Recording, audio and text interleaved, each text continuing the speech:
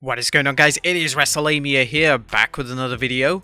Join us now as Wrestlelamia looks at the wildest news stories and rumors you need to know, including Survivor Series will have the Wargames stipulation, WWE honoring Vince McMahon with a big send-off at Mania, more rumors on Bray Wyatt's return, Edge's return date, Punk accused of being a racist, Malakai Black explains his AEW exit, Trish Stratus has emergency surgery, and much more. Be sure to subscribe and hit that notification bell for daily wrestling videos, and follow us on Facebook for exclusive lists. Also check out Wrestlelamia.co.uk and the non-wrestling channel Incredible.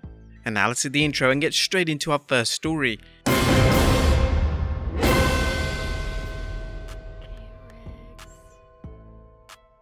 Our top story today looks at Triple H making a huge change to the WWE staple pay-per-view.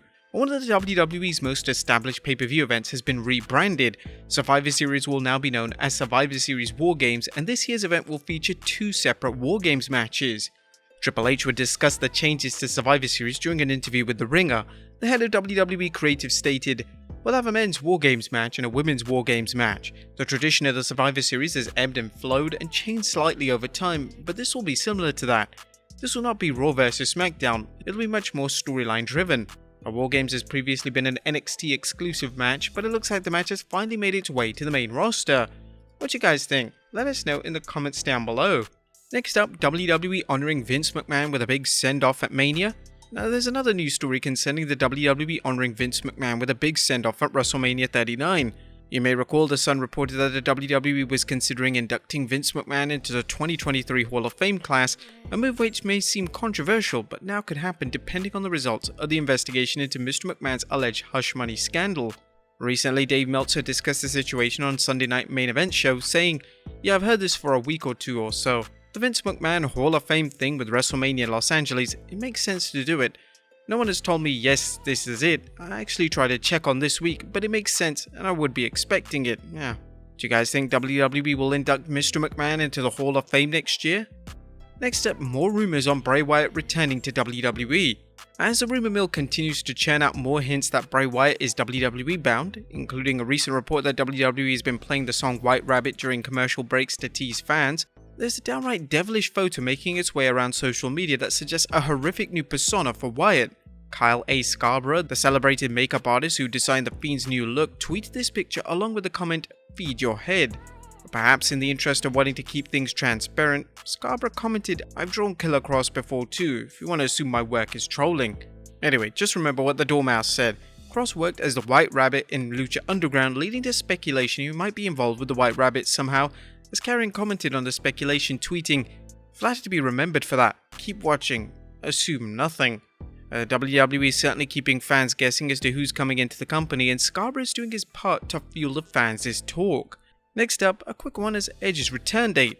As a potential spoiler on Edge's return from his latest storyline injury, according to Ringside News, a tenured member of the creative team has confirmed to us today that Edge will be back by Extreme Rules. He's currently slated to be at the event. No word on who Edge will face at the event. Next up, WWE Leaving Hulu. Is the WWE leaving the Hulu streaming service? Well, right now it looks like the WWE is ending its partnership it had with the streaming service since 2012. PW Insider's Mike Johnson's reporting, all of the currently available WWE content on Hulu is scheduled to be pulled from the streaming services coming Saturday, 25th September, as the existing deal between the two sides is slated to expire, PWInsider.com has confirmed. PWInsider.com is told that as of today, the two sides are still attempting to negotiate a new deal and that talks remain ongoing. The current agreement will expire before the end of the year. Hulu airs repeats of Raw and SmackDown, as well as NXT, Main Event, Level Up, and defunct shows such as 205 Live, WWE Superstars, Total Divas, Total Bellas, and others. The streaming situation could be lucrative for WWE, something obvious from the WWE's deals with USA Network and Fox. However, it could also be complicated. According to Ringside News, Hulu is primarily owned by Disney and NBC Universal owns the remaining stake. Both Disney and NBC Universal are partners with WWE to varying degrees. Does the WWE want to leave Hulu and alienate NBC Universal? In the past, Vince McMahon has demonstrated he's only interested in one thing when it comes to rights fees, the almighty dollar. Showing loyalty is a one-way street. While Nick can't continue his policy regardless of how much NBC Universal is already paying the WWE, it'll be interesting to see if this could affect the WWE's upcoming negotiations for rights deals to Raw and SmackDown. Next up, CM Punk accused of being a racist. Now, the fallout from AEW's all-out backstage brawl shows no sign of letting up as more accusations are being made against CM Punk, this time that the Second City Saint is anything but. In fact, Indian wrestler The Tamilian is accusing Punk of being racist. It's worth noting that he's worked on NXT and AEW Dark and stated that Punk isn't the only person who discriminated against him in AEW. Ringside News looked at some more of the wrestler's comments saying, CM Punk is one of the biggest racist pieces I've ever met in my life. He's one of the worst guys I've ever met from AEW.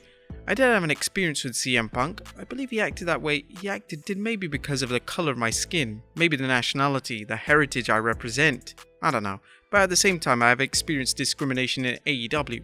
Absolutely 100%. What do you guys think of the accusation? Let us know in the comments down below. Next up, the Young Bucks' funny Twitter location. The Young Bucks are currently suspended from AEW following their alleged involvement in the backstage brawl involving CM Punk and several other wrestlers. Now, the brothers Jackson have changed their Twitter bio to suspended AF, which confirms they are suspended. Next up, Malakai Black explains his AEW exit. Now, as reported earlier this week, Black received a conditional release from AEW and now is providing his fans with details on just why he asked for his release. Black took to Instagram thanking his fans for their support and letting them know he had to wait until everything was finished with AEW before he could explain why he's stepping away from AEW, at least from now. Here are some excerpts from Black's message. Firstly, I dislike reading parts of my private conversations between myself and AEW in regard to my mental well-being on the internet. These conversations were private and not meant to be shared with the public, as by now most people realize I'm a very private person and do not feel the need to have stuff like this out on the internet. If you've been following me longer than a cup of coffee, you're aware I've spoken about them prior, but would like to be the one deciding when this finds its way to the public and not through someone else's mouth. As with anything through the lips of someone else, the story gets distorted. That's understandable why Black would want to tell his side of the story, especially for a personal matter. It's currently unknown if someone leaked the story, but Black certainly seems upset with it coming out before he was ready to disclose it. Secondly, to be in line with the above, they also need context. I did indeed ask for my release. The last 2 years of my life have led to a lot of setbacks. Both me and my wife have been affected by uncontrollable actions from the outside that resulted in loss of life, medical setbacks, career jeopardizing, the suicide of a close friend, and a close member almost losing their life, then experiencing an injury that I was sure was the end of my career. Now, this confirms the rumors heard earlier this year that Black's injuries were bad enough that he was contemplating retirement. He explained, I spend every week going through several sessions of rehab, dry needling and therapy just to be able to walk and compete. Now, this being the tip of the iceberg with the combination of the promises in my professional field that were not upheld, which resulted as a combination of all these to a complete demoralization of life and career. This decision has been in my mind for the past 6 months. Next up, Trish Stratus has emergency surgery. Trish Stratus averted a medical disaster recently when she went to the emergency room after suffering what she thought was cramps. The Hall of Famer had this to say on Instagram, saying, a reminder that if you ever have a nagging pain in your lower right quadrant, go to emergency. After a cramping 10-hour travel day on Monday, I was working through the pain on Tuesday, prepping for an announcement, which I will post tomorrow. I have a pretty high pain tolerance, so when I thought it was cramps but ended up getting pretty intense, I drove myself to emergency and turns out my appendix was getting ready to burst, which can be really bad if that happens and like cause death and stuff, so I'm glad I went to check that out. You know, avoiding the whole dying thing. Now, we're glad to hear everything went well for Trish and send our well wishes for a fast and full recovery. And finally, the Usos head for another championship milestone. And last but not least, Jay and Jimmy Uso's current reign as undisputed tag team champions is impressive, but even more impressive is them holding the SmackDown Tag Team Championship for around 437 days. The Usos have held the SmackDown Tag Team titles longer than any other team in the championship's history, and are now moving closer to the New Day's record of 483 days for the longest run with the tag title. Do you think the Usos will break the New Day's record? Let us know in the comments down below, and I'll see you next time with some more wrestling content.